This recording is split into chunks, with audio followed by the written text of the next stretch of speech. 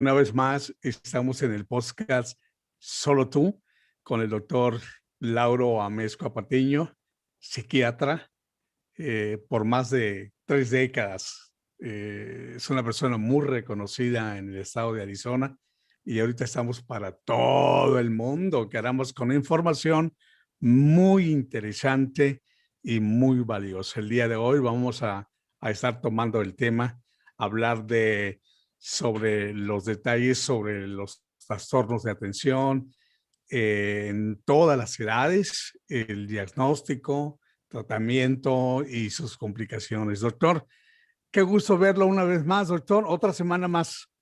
Bueno, fue un placer, me da mucho gusto estar contigo de nuevo y que nos podamos ver y platicar un poquito. Sí, Fíjate que hablamos un poco sobre este tema la vez pasada y sí, recibí mucha información en cuanto a gente queriendo saber más sobre esto.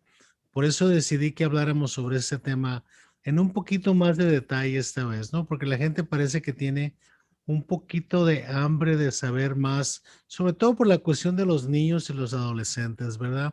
Sobre todo en este momento que en tiempos de la pandemia vamos a regresar, que los niños entren a la escuela de nuevo. Entonces es importante que los padres sean capaces de identificar por qué la atención que tienen que prestar los niños en la escuela es tan importante, ¿no?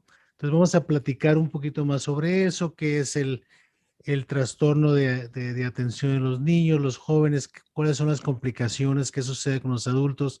A lo mejor tocamos un poco más sobre el tratamiento también. doctor, antes de empezar con la primera pregunta, yo recuerdo muy bien cuando éramos niños, pues muy inquietos, doctor, cuando íbamos por ahí de visita a alguna casa o algo, y los papás siempre nos decían, no vayan a andar corriendo, no muevan, no se muevan, siéntense y no se muevan de ahí. Pero había otros niños que andaban agarrando las cosas, que andaban moviéndose de un lugar a otro, agarrando cosas de la familia y todo eso. Eso era también parte de un proceso, vamos bien, de un trastorno, doctor. No, mira, para que podamos llamarlo trastorno, tiene que ser de tal intensidad y tal frecuencia que afecte el funcionamiento de la persona, ¿no? Entonces, Okay. el ser un poquito inquieto, el distraerse de vez en cuando, no es tan problemático. Es cuando la cuestión es consistente, persistente, al punto Ajá, de que, por ejemplo, el niño no puede aprender, ¿no? No puede ok. comunicarse, no puede jugar. Ah, entonces tenemos que saber separar lo que es la hiperactividad y falta de atención Hiperactividad. normal Sí, y lo que es patológico, ¿no? Entonces, generalmente nos interesa correcto. más identificar quién tiene patología y quién tiene trastorno para poder darle pautas, ¿no? De cómo manejar ese asunto.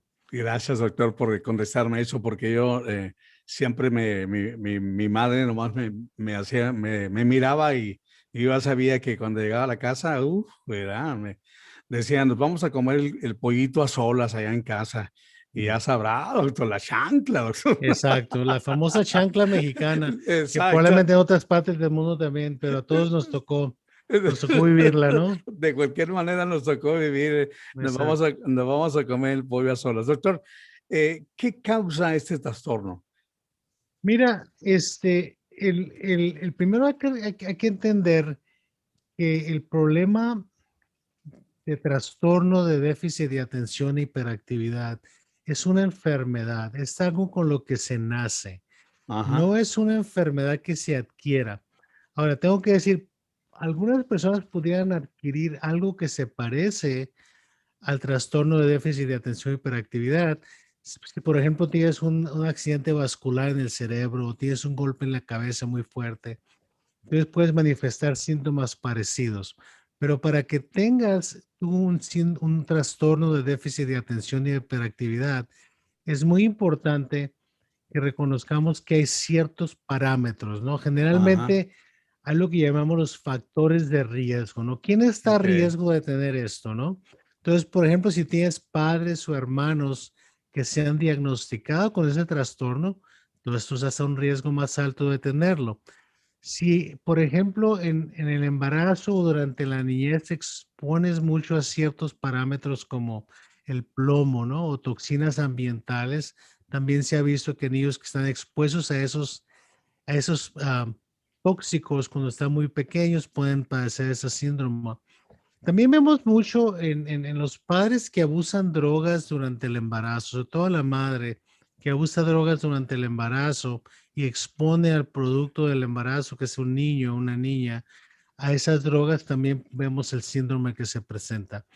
Lo vemos también a veces en los niños prematuros y también lo vemos en las familias, ¿no? Hay un componente genético de eso. Entonces, tenemos la genética, tenemos los factores ambientales que tienden a desarrollarse durante el desarrollo temprano de la persona, ¿no? Pero una vez que tú tienes este trastorno, lo vas a tener toda la vida. No quiere decir que lo vas a tener toda la vida a la misma intensidad. Es probable que en el futuro lo tengas menos intenso, sobre todo ya como adulto, ¿no?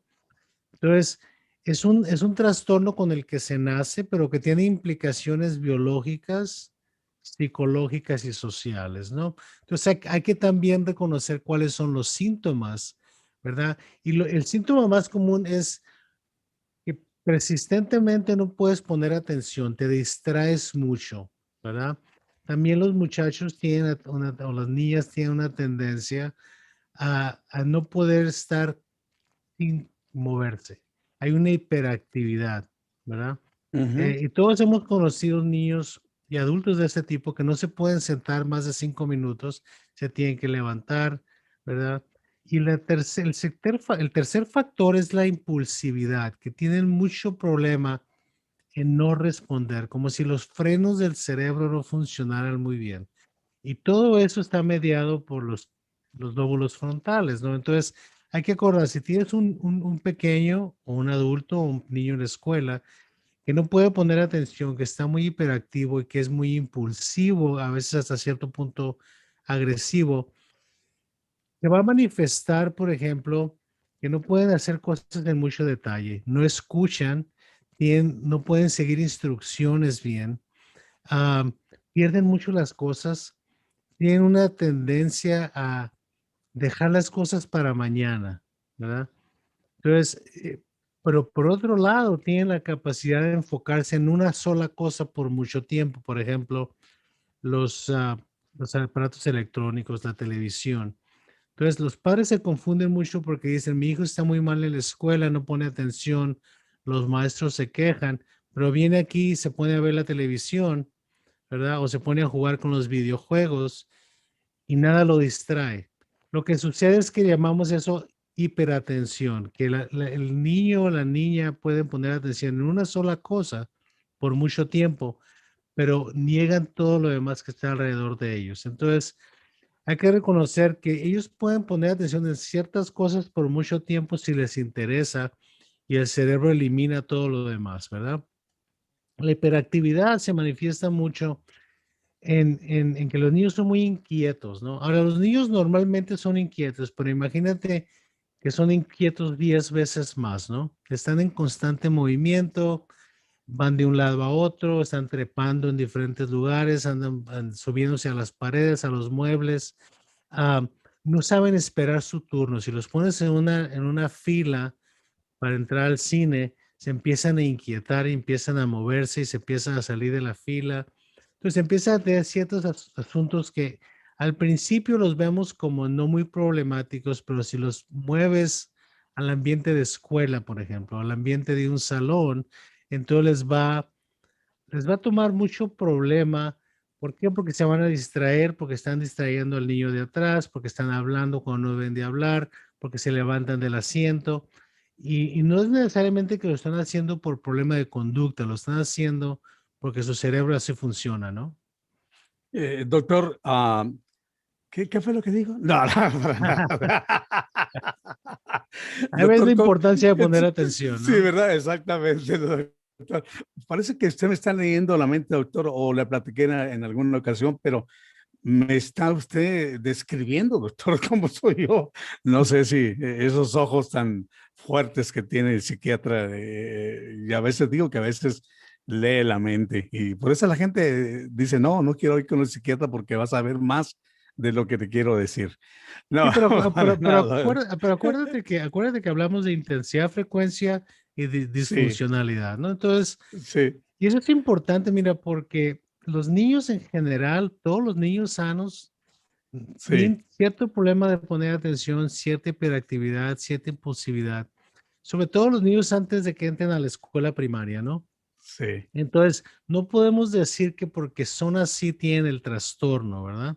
Tiene que haber sí, claro. una implicación de falta de funcionalidad en el aspecto de la escuela al principio, ¿no?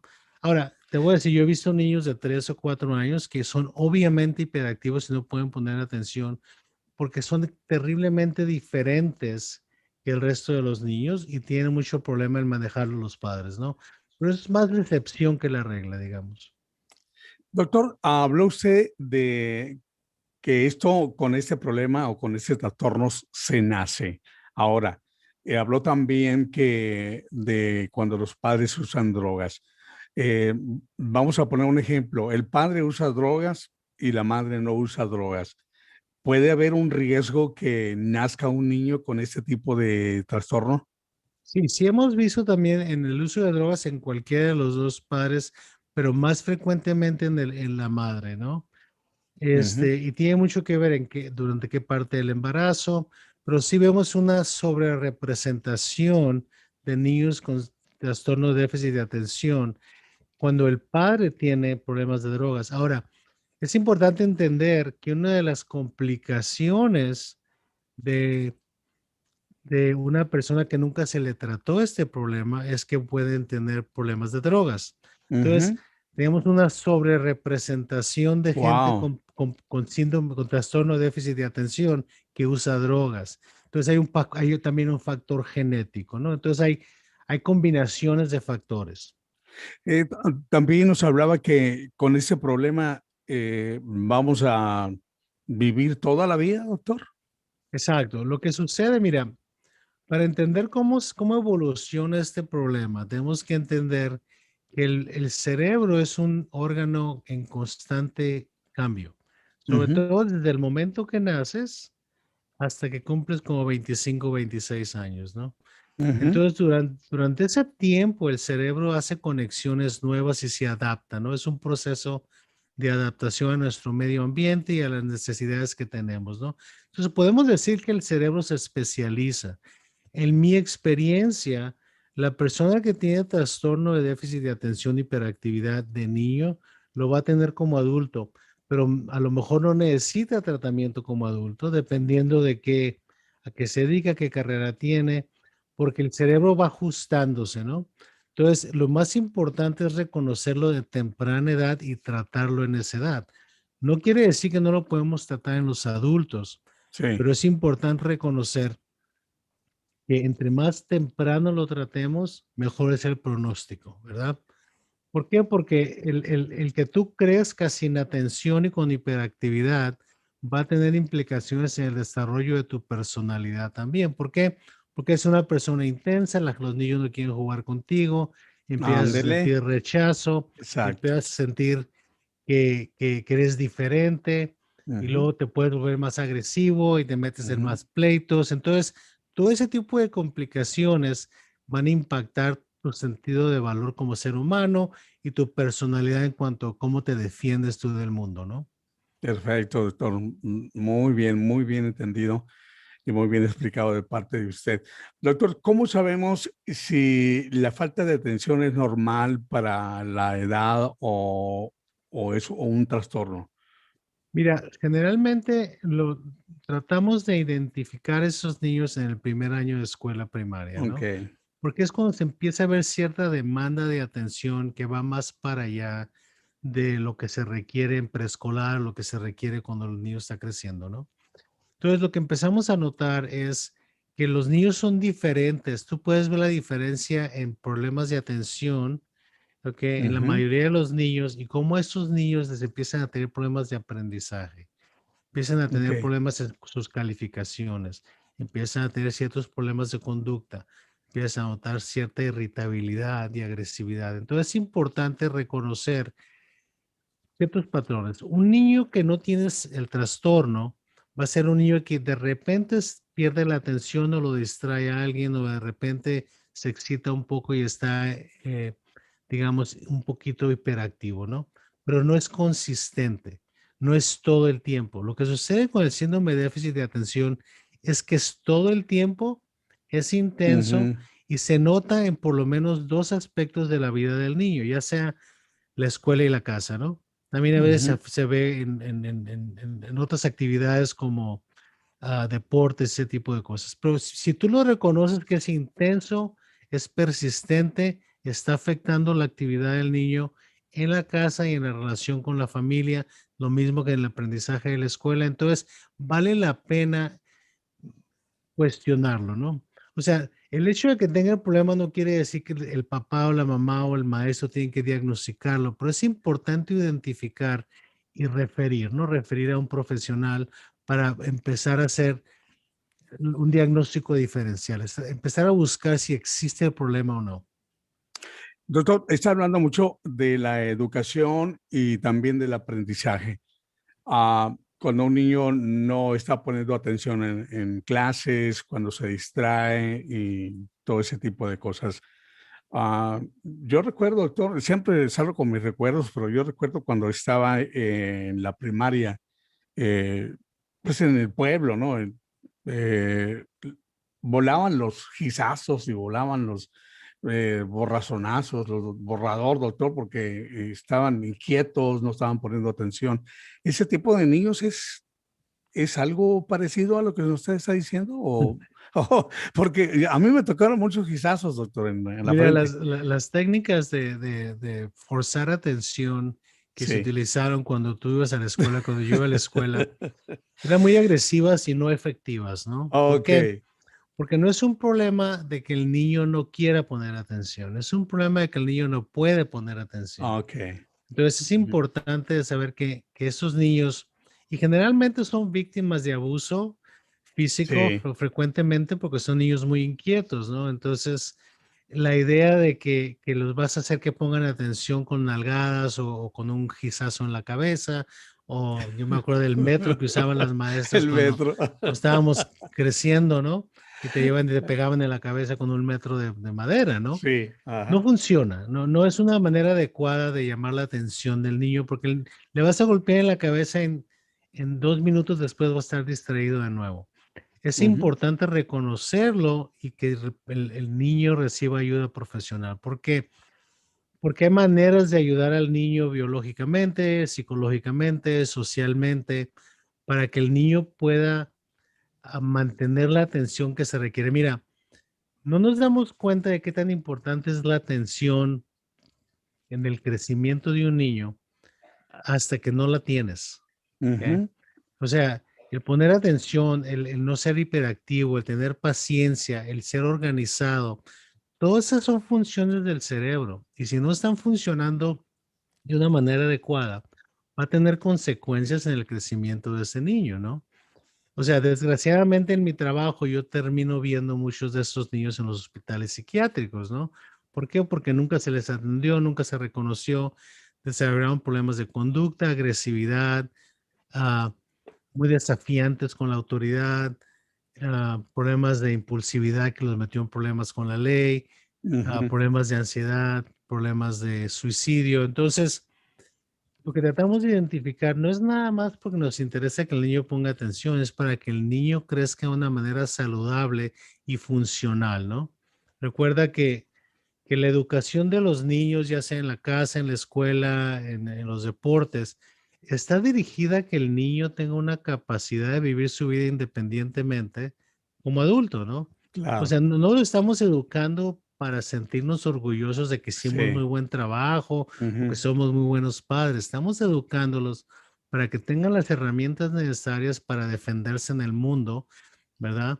Y para ser suficientes ellos mismos, ¿no? Entonces, es importante identificar cuál es el propósito de ayudar a estos niños, cuál es el propósito de identificar esos problemas. Y siempre se trata de ayudar al pequeño, ¿no? Para que el Sí. pequeño crezca saludablemente. No es diferente de identificar problemas de alimentación, identificar problemas fisiológicos, neurológicamente, porque el niño no puede caminar. Tenemos que ponerle atención al cerebro, Ok, ¿ok? Y no podemos poner atención si no tenemos la capacidad de poner atención. Y si identificamos esos problemas, hay que ayudarlos, ¿no? O sea, generalmente nos esperamos demasiado tiempo por cuestiones sociales, por cuestiones culturales o por cuestiones biológicas, y sobre todo porque hay mucha falta de información adecuada, ¿no? Porque percibimos, nadie quiere tener un hijo que es defectuoso, nadie sí, quiere tener un hijo que es problema, ¿no? sí. Pero si no lo identificas tempranamente, vas a tener un problema más grande. Doctor, habla usted de problemas culturales. Habemos, puedo contarme, y los papás de uno y los abuelos, no sé, siempre rezaban la palabra o la frase, tienes que ser fregón como yo, Ujú. ¿verdad? Entonces, pienso que eso también de cualquier manera afectaban a un niño, porque si viene con ese problema ya de atención y todavía el papá le echa otra piedra en la espalda, en el saco, de que tienes que ser bien, ¿para qué le digo lo demás? Bien fregón como es tu padre. Bueno, el problema con eso es que o sea, el problema con lo que acabas de decir es que el papá asume que es fregón, ¿no? O sea, Ah, sí, empezando por claro. ahí ya es problemático. Sí, Entonces, no te está diciendo que seas fregón, te está diciendo que tú debes de ser el molde que debes de seguir. Tú debes de seguir el molde de tu padre, ¿no? Entonces, sí, este, te, el problema que si tienes síndrome de déficit de atención o trastorno de déficit de atención, vas a tener mucha falta de estima personal, porque no vas a oh, poder ser capaz de ser fregón como el papá quería, ¿no? O como la mamá quería. ajá, Y no es que no ajá, vayas a poder, es que ah, no debemos de ponerle a los niños límites, ¿verdad? O sea, cuando sí, alguien te dice, tú tienes que ser como yo, pues mejor sí, córrele, ¿no? ¿Por qué? Porque estás asumiendo que tú eres perfecto, pues. Pero es ok, importante decir, yo quiero que mi hijo sea lo mejor que puede ser como es él o ella, ¿no? No como quiero yo que sea, porque eso es una carga muy pesada para un pequeño, ¿verdad? Tener que ser sí, como alguien es. Entonces, el niño debe exacto, de ser como el niño puede ser y si tiene problemas, hay que darle las herramientas para resolver el problema. para Pero resolver. pero el niño debe de ser lo mejor que el niño puede ser. Ahora, hay mucho orgullo en los padres, ¿no? O sea, yo me acuerdo, mi padre era médico y yo terminé siendo médico. A lo mejor no debía haber sido médico, a lo mejor fui médico porque era una tradición familiar y cultural, ¿no? No me Sí, arrepiento de ser médico, y me ha ido muy bien y tengo mucho trabajo y me gusta mucho lo que hago. Pero a veces tienes que poner en contexto, ¿no? A lo mejor soy médico porque desde el punto de vista biológico y de desarrollo de mi cerebro estaba yo capacitado para hacer eso también. Entonces hay claro. muchas posibilidades. Lo que es importante es no ponerle límites al niño. O sea, el que tú le digas, tú tienes que ser como yo, es realmente ponerle un límite al pequeño, ¿no? Ok, doctor. El estado de salud, doctor, no influye para que un niño tenga este trastorno. Mira, en nuestra gente, en nuestro pueblo, en Latinoamérica, México, Centroamérica, países pobres en África, hay una representación más alta de este síndrome por problemas nutricionales, ¿no? Ok, Entonces tú puedes decir que la alimentación es terriblemente importante para la madre antes de sí, embarazarse y durante el embarazo. Entonces, cuando hay problemas nutricionales y falta de vitaminas y hierro y todo ese tipo de cosas, entonces el riesgo también de tener trastorno de déficit de atención es más alto, ¿no? Entonces, ok, generalmente son combinaciones, ¿no? Entonces vamos a ver, en nuestros países, cuando la gente no tiene una buena alimentación o la alimentación está muy limitada y tienes niños con síndrome de déficit de atención, pero también tienes la genética y luego no lo tienes reconocido, entonces no reconoces esos tipos de problemas en las escuelas rurales, por ejemplo, ¿no? ok, Entonces, sí. tienes todos esos niños que no terminan la primaria, se pueden a Ujú, trabajar, ¿ok? ujú, Terminan viviendo su vida muy rápido. Entonces, empiezan a tener sí, problemas de impulsividad, problemas de criminalidad. Entonces, Nosotros siempre decimos, y lo vemos esto, el 40% de la gente en las cárceles de Estados Unidos tiene problemas de síndrome de déficit de atención que nunca se trató. Entonces, los problemas de criminalidad, de drogas, los problemas de violencia doméstica, los problemas de agresión contra los niños, muchas veces son padres que tienen problemas de déficit de atención que nunca se trataron. Entonces, es importante tratar de identificar también ese problema. ¿Por qué? Porque las consecuencias sociales son muy serias, ¿no? Uno de los problemas más serios del síndrome de déficit de atención es el abuso de drogas, porque esos Ujú, niños no tienen freno, no tienen control. ujú. Y no estoy justificando el abuso de las drogas, pero hay que reconocer a esas gentes que tienen el problema si vamos a tratar de ayudarlos para que dejen las drogas, ¿no? Generalmente, y se lo digo a mis estudiantes todo el tiempo, la gente que creció con síndrome de déficit de atención con como adultos, algún porcentaje, alto porcentaje de ellos van a tener problemas de criminalidad.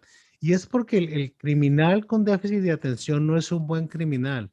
Siempre lo van a agarrar porque no pone atención, pues. Oh, O sea, los buenos sí, criminales, los criminales cerebrales, y generalmente nunca los agarran porque ponen atención en el proceso, los planes, todo lo que van a hacer criminalmente, ¿no? El claro. criminal impulsivo siempre se le va a agarrar, pues, ¿por qué? Porque entra a un lugar, se roba un six-pack de cerveza y está una patrulla enseguida de ellos y nunca pusieron atención, pues.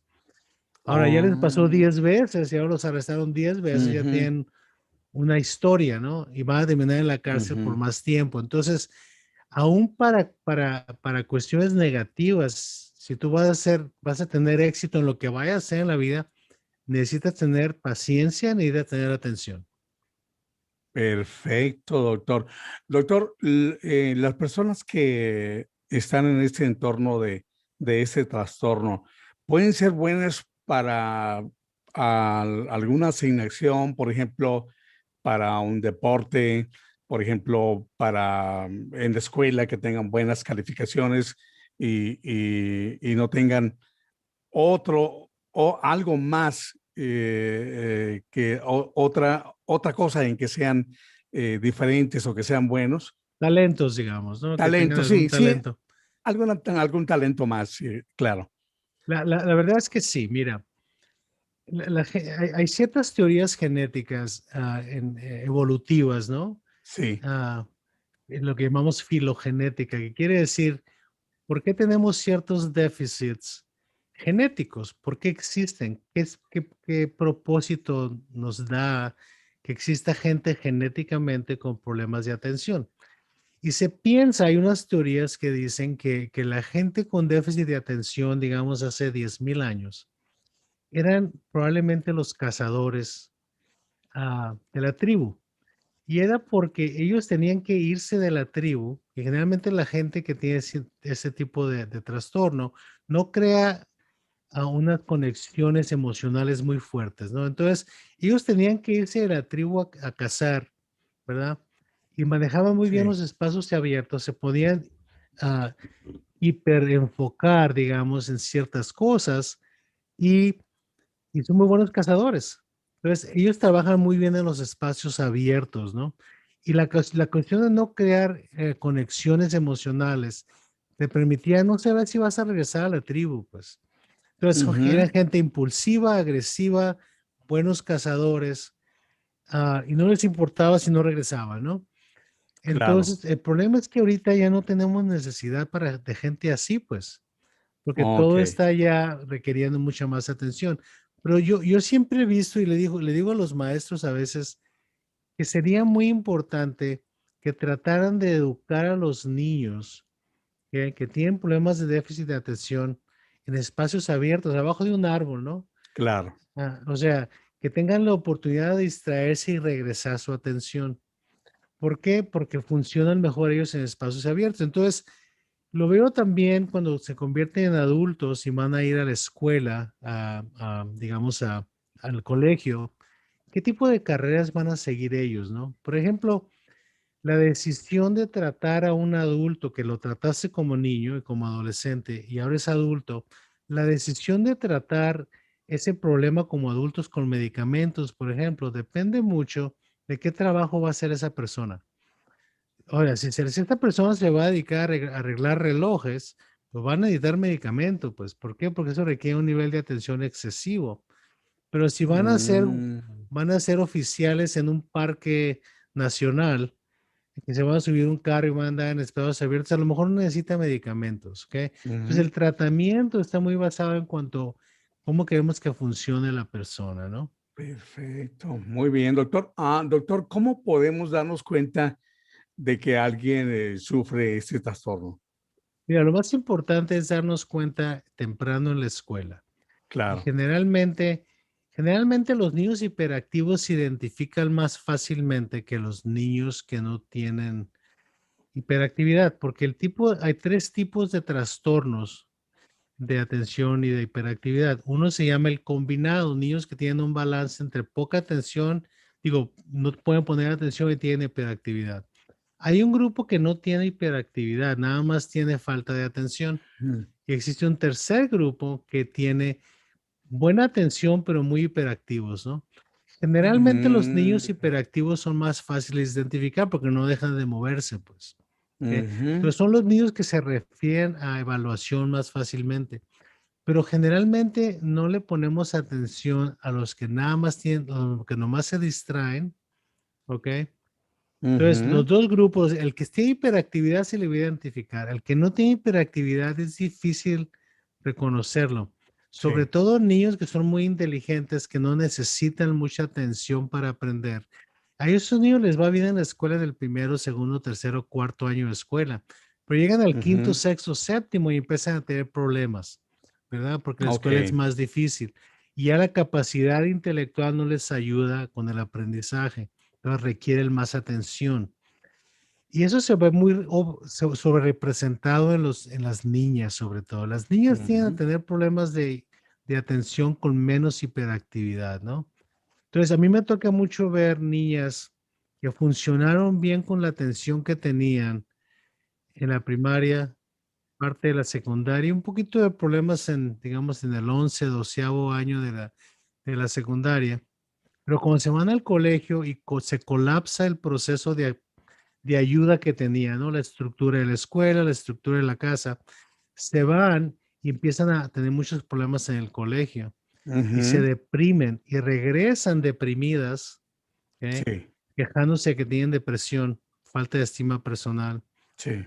Y generalmente yo siempre le digo a mis estudiantes, mira, si te llega una niña que nunca tuvo problemas de depresión en la adolescencia, se va a un año al colegio y regresa después del primer año con una depresión muy severa, investiga si hay problemas de atención, Ok. porque probablemente es no necesariamente que estén deprimidas, pero que estén desmoralizadas, ¿no? Ujú. Entonces siempre trato de hacer ciertos estudios de esas niñas para tratar de identificar y medir la atención, porque eso es algo que Ujú. se puede hacer. Podemos hacer una medición de la atención, podemos hacer medición de la hiperactividad, que nos dé una pauta, ¿no? No se requiere estudios para hacer diagnóstico, pero nos ayuda a movernos un poquito más a un diagnóstico más adecuado, ¿no? Doctor, habla de las niñas. No sé si me voy a meter en camisa de 11 varas, pero tengo la inquietud de esta pregunta, doctor. Refiriéndose a las niñas, llegan a los 14, 15 años y tienen un enamoramiento de algún joven de la misma escuela, el mismo salón, pierden atención, después se desmoralizan. ¿Eso puede afectar y llevarlos a un trastorno de este tipo? No, No. no, o sea, estás hablando de un problema un poquito distinto que se trata de de cómo manejan, nada más las niños, ¿no? Las niñas en general, todos Sí, los adolescentes en general, tienden a tener unas atracciones y unas conexiones emocionales muy intensas, ok. pero muy frágiles, ¿no? Y eso puede Ujú. llevar a ciertos niños y niñas vulnerables a problemas de depresión. Ok. Para que tú tengas ese trastorno de déficit de atención y hiperactividad, tienes que haberlo tenido desde niño. No Ah, es algo que adquieres. Ahora, muchas veces no lo identificamos hasta la adolescencia. Y lo que ujú. empezamos a ver es ciertas consecuencias de que no se identificó temprano, ya sea en los niños y en las niñas, la impulsividad, ¿verdad? El experimentar con drogas Ujú, sin entendimiento y evaluación de las consecuencias, ¿no? Entonces es mm, importante reconocer que a veces estos niños que nunca se les trató anteriormente están teniendo problemas ahora y ya que considerar el diagnóstico, ¿verdad? Pero el diagnóstico del trastorno de déficit de atención no es un trastorno único, ¿no? Hay consecuencias y hay lo que llamamos enfermedades asociadas, ¿no? O claro, coexistentes que se presentan. Los problemas coexistentes más comunes al trastorno de déficit de atención son los problemas de ansiedad, ¿verdad? mm, Entonces, problemas de ansiedad, problemas de desafío, problemas de, de conducta, ¿verdad? Ciertos niños que son muy hiperactivos y muy impulsivos tienden a ser a meterse en problemas de conducta antisocial, robar, pelear, sí, destruir. ujú, Ah, hay muchos problemas de aprendizaje que también se asocian con ese tipo de problemas. Ah, algunas veces vemos casos de trastorno obsesivo compulsivo en esos niños y generalmente los niños que están en el espectro autista, que tienen autismo, también se manifiesta bastante, ¿verdad? Tengo una pregunta en línea y me están preguntando sí, que si siempre se debe tratar ese problema con medicamentos y la respuesta es no.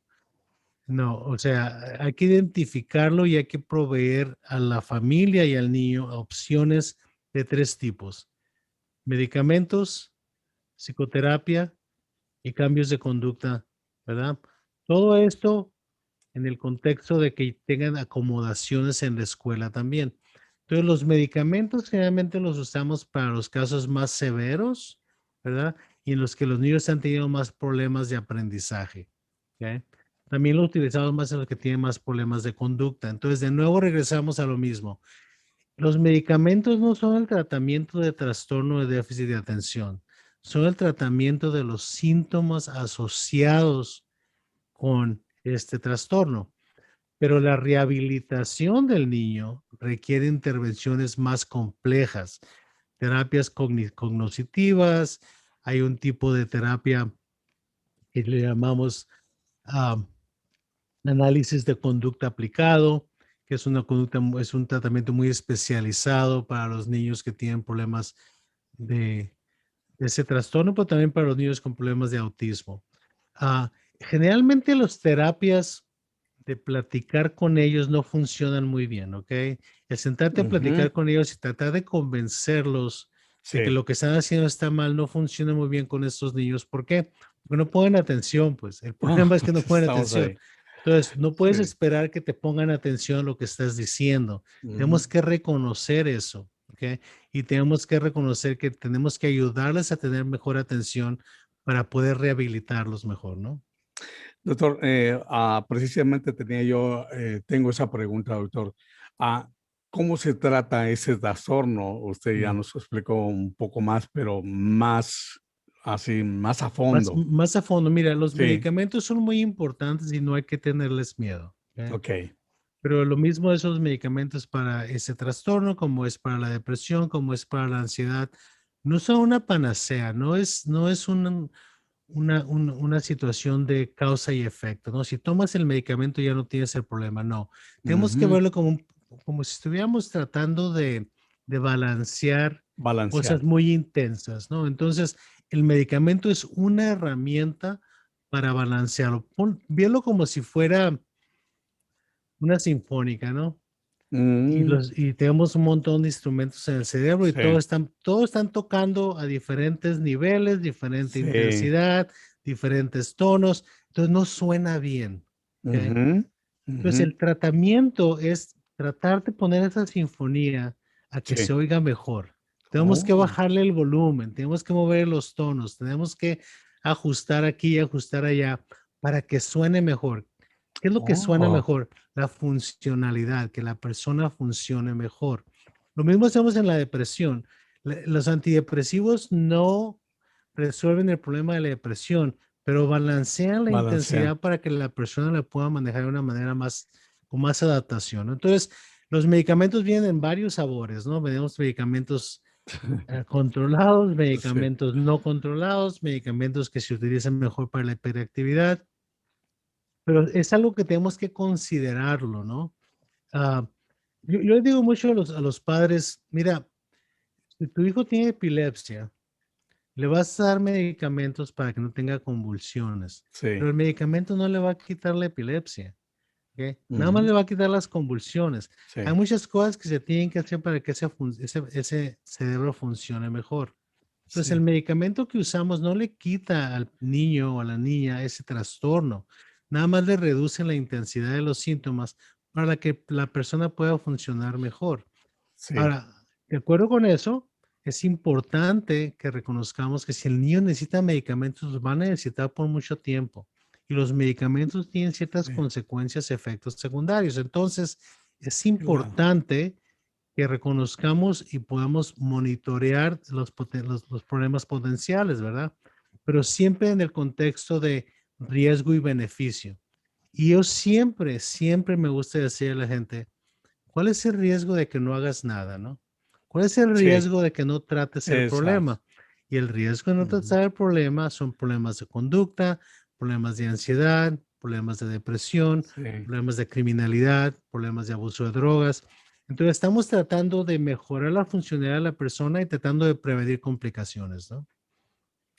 Doctor, usted habló muy bien de la sinfónica y de los sonidos y de qué tan alto debe estar un instrumento y Ay, todo esto. toqué Sí, la pata de sí, palo ahí. no, no, no, aquí se me viene una pregunta, doctor, y disculpe usted, como dice una canción, usted aparte de psiquiatra es músico o ingeniero, doctor. No, ni músico ni ingeniero, nada más médico. Pues sabes que mira, Sí, me gusta mucho utilizar la música como base para explicar ciertas cosas, claro, porque la música es la forma más antigua de terapia. sí, Hay una relación muy cercana entre el ritmo de la sí, música y el ritmo del cerebro. wow, ahí está. Entonces, si tú te Ujú. pones a ver, probablemente desde los tiempos de las cavernas, siempre el ser humano siempre ha buscado ritmo. Y Sí. creo que tiene que ver que el ritmo te ayuda a calmar la actividad de tu cerebro. Y de hecho, Mm, hay música especializada para ayudarte a relajar. ¿Ok? wow. Entonces, Sí, podríamos decir desde el punto de vista sí. evolutivo, la música es la terapia más antigua. Bueno, doctor, nos metimos ya a la música, su música, me imagino que la música calmadita y bailarla en un solo cuadro, pues eso es alivia, ¿no, Mira, doctor? pues eso ya te estás metiendo al romance un poquito. Eso es importante Sí, porque es parte de la historia, ¿no? Pero lo que sí, es importante es que cada uno reconoce el tipo de sí. música que te ayuda a ti a relajarte, ¿verdad? Wow. O sea, si Eso, yo me regreso a los 60s y los 70s y los 80s, sí. pues lo mismo escuchaba música romántica que Led Zeppelin, ¿no? O Pink Ya, Floyd, ¿no? ya. O ese tipo de cosas. Entonces, cada uno se mueve hacia donde uno siente que la música le ayuda a uno a mantener la calma, ¿no? Qué interesante, doctor. Poder hablar con usted de todos los temas, de todos los tópicos, ¿verdad? Usted tiene No, rienda para todo, doctor. no me descuerda, no me No me descuerda, Juan descuerdo, Adolfo. no me descuerdo. Doctor, ¿qué sucede si el trastorno no se reconoce y se trata? ¿Cuáles son las complicaciones que puedan tener? Mira, como te dije anteriormente, lo más importante es que el niño no va a aprender. No va a El niño aprender. va a tener déficit de aprendizaje, entonces va a haber un Ujú, problema en cuanto a la capacidad de ese niño a tener éxito, ¿verdad? ujú. Ah, aunque puede tener éxito en otras áreas, ¿no? Puede tener éxito en cosas que son más manuales, puede tener éxito en cosas que no requieren tanta atención, puede tener éxito en cuestiones de espacios abiertos. Y tú decías anteriormente, hay niños, yo he tratado algunos jugadores profesionales de béisbol Sí, tienen ese trastorno, jugadores profesionales de fútbol americano, sí, exacto. que tienen esos trastornos. Y es muy interesante porque ellos aprendieron a jugar sin tratamiento. Entonces, ellos Ujú. no toman sus medicamentos cuando están jugando profesionalmente, porque a Ah, ellos les afecta, les baja el talento cuando los sí. haces que tomen medicamentos. Entonces, los damos medicamentos por otras razones, ¿no? Por ejemplo, quieren aprender, que están en la escuela, tienen que tener más paciencia, no quieren ser tan impulsivos y agresivos en su casa. Entonces, hay otras razones para tratarlo ya como adultos. pero la gente que aprendió su talento sin atención, tienes que tener cuidado de no tratarlo de más, ¿me entiendes? Porque entonces Oh, pierden el talento. Eso es sí, importante. Entonces, de nuevo, volvemos a lo mismo. Todo es cuestión de balance. Por balance. otro lado, las complicaciones serias, negativas de esto, aparte de los problemas de aprendizaje, son problemas de conducta, ¿verdad? Son niños Ujú. agresivos, niños que se pelean, niños impulsivos, pierden, no, pierden amistades, los niños no quieren jugar con ellos, les afecta su estima personal. Entonces, es como una profecía que se va a cumplir, ¿no? Que el niño va a decidir, yo no valgo, entonces voy a ser más muy agresivo, voy a hacer lo mejor que puedo, hacer lo peor, ¿no? Entonces voy a ser el mejor, voy a tratar de ser el mejor, el más agresivo, el más peleonero, que alguien me reconozca por esas habilidades, ¿no? Entonces ya crea problemas a otro nivel. Y luego tiene los problemas en cuanto a, a los problemas sociales, ¿no? Los problemas en cuanto al uso de las drogas, a la violencia doméstica, al divorcio. O sea, hay muchas cuestiones que crean conflicto con el resto de la sociedad, ¿no? Entonces, nuevo, si le queremos dar la oportunidad a un pequeño o una pequeña para que ellos crezcan con las herramientas necesarias, necesitamos ayudarlos a tener más atención. Están ustedes viendo y aprendiendo, obviamente, como un servidor del podcast Solo Tú, con el doctor Lauro Amezcua Patiño. Es un extraordinario psiquiatra, un gran amigo y además por ahí leí uno de sus comentarios, doctor, que es usted eh, pues muy humilde y además muy ameno y que toda su información está muy directa y muy profesional y eso a mí pues me gusta, doctor, porque lo mismo digo yo. Mira, Juan, nos quedan un par de minutos y sí, sí quiero reconocer que hemos tenido muy buenos comentarios. Quiero reconocer que ya tenemos casi un año y medio con este podcast. Recientemente lo empezamos en vivo, pero nos estamos acercando a una meta muy interesante que es el 1,000,000 de vistas en todos los podcasts que hemos hecho. Entonces, creo que estamos teniendo una aceptación y quisiera que la siguiéramos teniendo. Vamos a seguir produciendo estos programas en vivo. ah, para darle a la gente más herramientas, ¿no? Más Claro, oportunidad para que la gente viva su vida de una manera más balanceada, ¿no? claro. Se reconocen los buenos detalles, los comentarios, el que me digan que soy humilde, pues te halaga, ¿no? Pero no se Claro, trata de mí. Al final del día, sí, no se trata de mí, se trata de ustedes, se trata de los niños, se trata de los adolescentes, se trata de que la gente viva su vida de una manera más, con más adaptación y más contentos, ¿no? Muchas veces la gente que yo veo siempre me dice que quieren ser felices, ¿no? sí. Y yo les digo, ¿por qué no empezamos siendo contentos, ¿no? La felicidad es como Ándele. un pastel, ¿no? O sea, de repente Sí, te sale un pastel y te lo comes y te gusta mucho.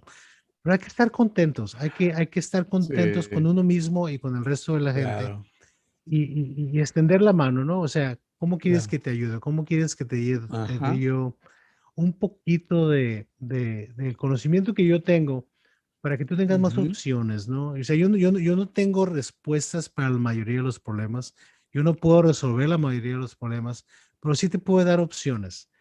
Y quisiera que la gente empezara a practicar las opciones, que no tenga Claro. miedo, que no tenga temor de nosotros, ¿no? De lo que nosotros hacemos. La mente no es tan oscura o tan mágica como nosotros pensamos, ¿no? Es fascinante, pero no es nada del otro mundo. Entonces, no le tengamos miedo a nuestros propios sentimientos, de nuestras propias ideas, y vamos a buscar una manera de estar más contentos todos los días. Doctor, Aprendamos a darnos un abrazo a nosotros mismos, ¿no? exactamente, un abrazo a nosotros mismos y darnos un beso en el espejo. Doctor, antes de terminar, porque yo podría estar horas y horas practicando con usted, antes de terminar, no sé, se me viene a la mente una pregunta, doctor. Ese año que pasamos con la pandemia, ese año no ha sido un año que pueda afectar a los nuevos niños del año 2000 para que tengan ese trastorno o no tiene nada que ver la pandemia para esto.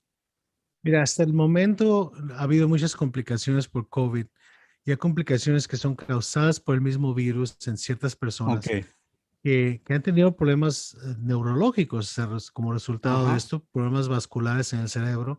Entonces tú puedes terminar con consecuencias por eso. No, a los niños no se ha sí, visto mucha afectación de ese aspecto. El problema de COVID, coronavirus en el 2020 y lo que llevamos de 2021 es que los niños se les puso a estudiar en un ambiente terriblemente superficial en el cual no había una motivación. La estructura de la escuela es terriblemente importante. Entonces, desde el punto de vista práctico, perdimos un año para los sí, niños en la escuela, que se va a tener que recuperar de alguna manera.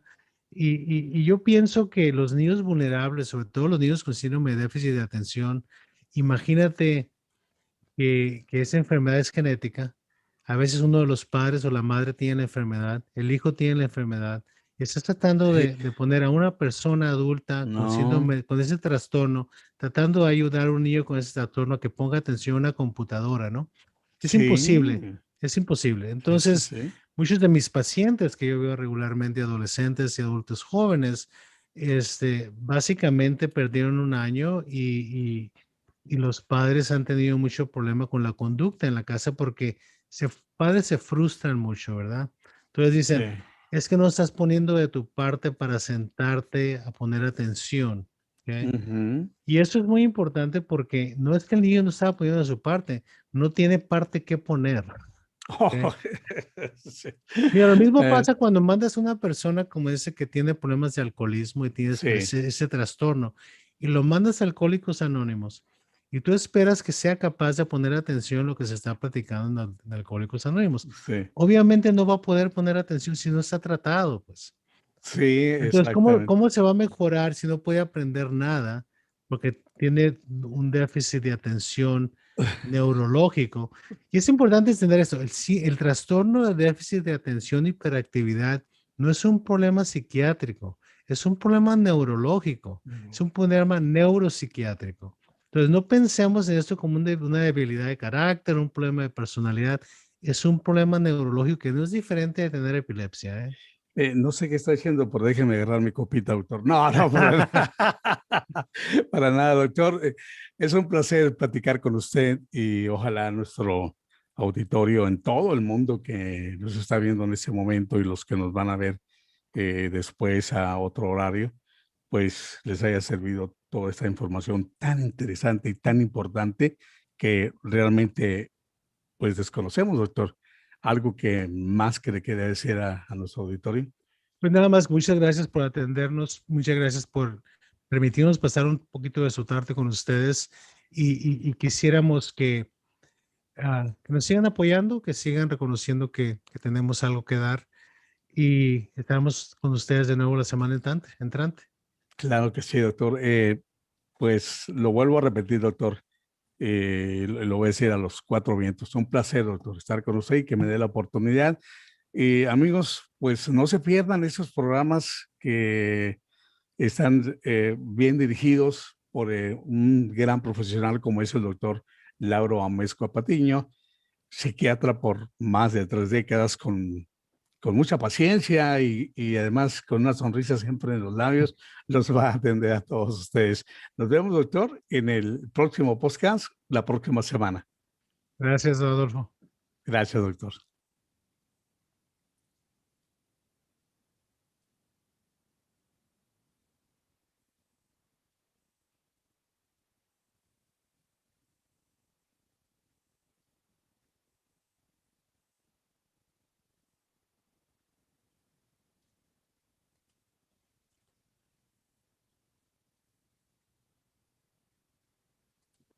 Listo, Adolfo, ya estamos. Ay, ay, ay.